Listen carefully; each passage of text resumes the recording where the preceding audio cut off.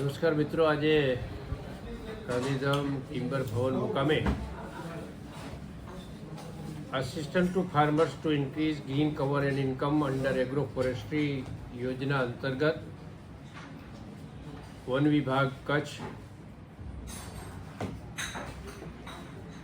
Kandla timber association અને ખેડૂતોના ત્રિવેણી સંગમ સમા કાર્યક્રમમાં ખૂબ સુંદર મજાના માહિતી અને ખેડૂતોને ભવિષ્યમાં ઉપયોગી થાય એમની આવક વધારવા માટે પર્યાવરણના જતનની સાથે સાથે ખેડૂત પોતાની આવક કઈ રીતે વધારી શકે એ પ્રકારની સુંદર મજાના સેમિનાર વન વિભાગના વન સંરક્ષક શ્રી મિત્તલ સાહેબની આગેવાનીમાં સમગ્ર વન વિભાગ દ્વારા આજે ગાંધીધામ કંડલા ટિમ્બર એસોસિએશનના ભવનમાં આયોજન કરવામાં આવ્યું છે. જિલ્લા પંચાયતના અધ્યક્ષા બેન પ્રભાબેન અને મેયર શ્રી બેન દિવ્યાબેન પણ ઉપસ્થિત અને સાથે સાથે ચેમ્બરમાં પણ પ્રતિનિધિઓ, કિસાન પ્રતિનિધિઓ, પ્રગતિશીલ ખેડૂતો ખાસ કરીને એમની પણ ઉપસ્થિતિ અને માર્ગદર્શન અને ખૂબ મોટી સંખ્યામાં લાભાન્વિત ખેડૂતો અને વિવિધ પ્રકારની કૃષિ યોજનાઓ સંદર્ભે અને ખાસ કરીને કૃષિમાં પણ વૃક્ષ સંબંધિત યોજનાઓની માહિતી અને એને કઈ રીતે કાર્યાન્વિત કરીને પર્યાવરણના જતનની સાથે સાથે ખેડૂતોની આવકમાં કઈ રીતે વધારો થાય એ માટેનો માધ્યમ આજે વન વિભાગ બન્યું છે. એ આપણા સૌના માટે આનંદની વાત પણ છે અને ગૌરવની વાત છે.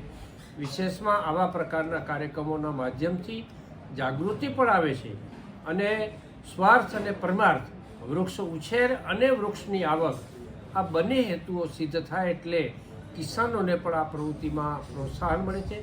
સરકારશ્રી અને ખાસ કરીને વન વિભાગની જે યોજનાઓ છે, વૃક્ષ આપવાની જે સહાય છે, એની પણ સુંદર મજાની માહિતી આપીને ખેડૂતોને વધુમાં વધુ વૃક્ષ વાવવા માટેની જાગૃતિ માટેની વાત પણ આ શિબિરમાં કરવામાં આવી. સાથે સાથે રાજ્યના મુખ્યમંત્રી આદરણીય ભૂપેન્દ્રભાઈ પટેલ અને દેશના પ્રધાનમંત્રી આદરણીય મોદી સાહેબે જે રીતે આ પ્રવૃત્તિને વિસ્તારવા માટે જે રીતે પ્રયત્નો કર્યા છે, એ પ્રયત્નોનો પણ લાભ લઈને કિસાનો આવતીકાલના ગુજરાતના નિર્માણમાં મહત્ત્વની ભૂમિકા ભજવે અને એની આગેવાની વન વિભાગે જ્યારે લીધી છે ત્યારે સૌને અભિનંદન આપું છું.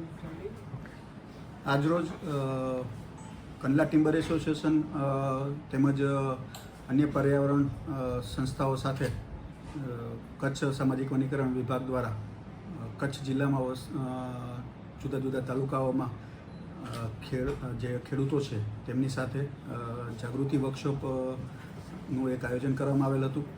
આ વર્કશોપના માધ્યમથી સરકારશ્રીની જે એગ્રો ફોરેસ્ટ્રીની યોજના છે, જેમાં સહાયમાં તાજેતરમાં વધારો કરવામાં આવેલો છે, તે સહાયથી સબસિડીથી ખેડૂતો તમામ વાકેફ થાય. તેમજ સાથોસાથ કચ્છ જિલ્લામાં સરુ, ચંદન, સાગ, મિલિયાડુગા આવા આર્થિક ઉપાર્જન થઈ શકે તેવા વૃક્ષોનું વાવેતર કરી અને વૃક્ષારોપણ તો થાય જ, સાથે સાથે એમની આવકમાં પણ વધારો કરી શકે તે હેતુથી એક વર્કશોપનું આયોજન કરવામાં આવેલ હતું. આ વર્કશોપમાં ઘણા બધા NGOs, રિટાયર્ડ ફોરેસ્ટ ઓફિસર્સ અને ટિમ્બર એસોસિએશન, વેલ્સપન, જુદી જુદી ઇન્ડસ્ટ્રીયલ ગૃહો ઘણા બધા આ વર્કશોપમાં જોડાયા હતા અને ખેડૂતો પણ જુદા જુદા તાલુકાઓમાંથી મોટા સંખ્યામાં ઉપસ્થિત રહ્યા હતા. પટેલ સાહેબે જે વિગત આપી એ ઉપરાંત હું મારો પરિચય પહેલાં આપ્યો કે હું નિવૃત્ત નાયબ વન સંરક્ષક છું અને કચ્છમાં રેન્જ ફોરેસ્ટ ઓફિસર તરીકે અને મદદનીશ વન સંરક્ષક તરીકે લાંબો સમય કામ કરી ચૂક્યો છું. અત્યારે નિવૃત્તિ પછી મારી એક સંસ્થા છે, સીડ ફાઉન્ડેશન. સીડનું ફૂલ ફોર્મ છે sustainable environmental and ecological development foundation. આ સંસ્થા દ્વારા સમગ્ર ગુજરાતમાં ખેડૂતોને જે એગ્રો ફોરેસ્ટ્રીનું વાવેતર કરે છે એમાં કાર્બન ક્રેડિટ દ્વારા આર્થિક સહાય ઉપલબ્ધ થાય એ માટે સમગ્ર ગુજરાતમાં કામગીરી થાય છે. અમારી સાથે શ્રી હરિભુજલ વિકાસ મંડળ તથા દિલ્હીની ટેરી સંસ્થા અને ઇન્ટરનેશનલ લેવલે વેરા અને VNV તથા રિન્યુ કંપનીઓ પણ જોડાયેલી છે. આ બધાનું સંકલન કરી અને ખેડૂતોને કઈ રીતે વધુમાં વધુ આર્થિક લાભ મળી શકે અને એમને માર્ગદર્શન પણ મળી શકે એનો મુખ્ય ઉદ્દેશ છે. 2021થી આ સંસ્થામાં જોડાયા બાદ વિવિધ જિલ્લાઓમાં આના માટે કાર્યક્રમો ચાલે છે અને ખેડૂતો મોટા પ્રમાણમાં વૃક્ષ વાવેતર કરે છે. પરંતુ કચ્છ એક સૂકો જિલ્લો છે અને કચ્છમાં પર્યાવરણીય સમસ્યાઓ પણ વધુ છે.